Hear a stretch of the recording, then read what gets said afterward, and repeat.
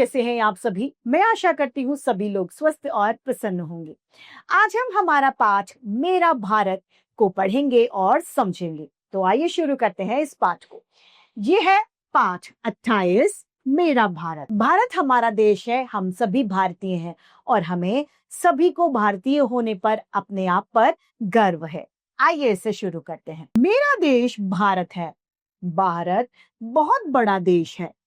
भारत में हिंदू, मुसलमान, सिख, ईसाई सभी धर्म के लोग प्रेम यानी प्यार से रहते हैं। यहाँ पर सारे धर्म के लोग पाए जाते हैं, लेकिन किसी तरीके का आपसी मतभेद यहाँ पर नहीं है।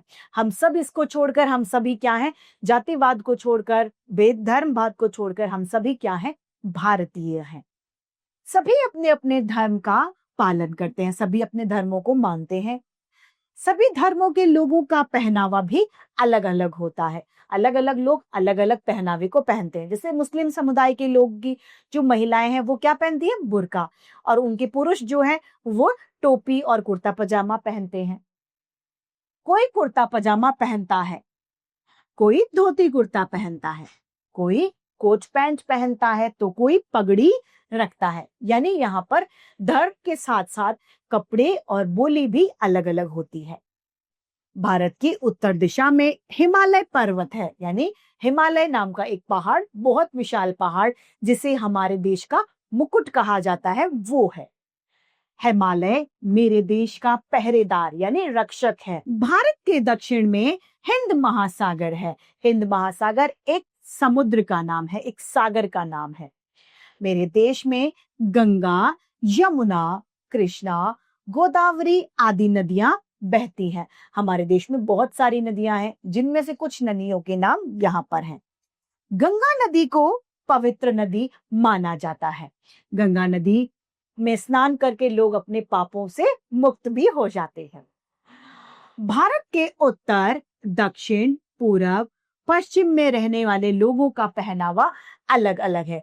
यानी बहुत सारे लोग रहते हैं, एक ही देश में रहते हैं, लेकिन उसके बावजूद भी सभी के पहनने ओढ़ने का ढंग अलग अलग है।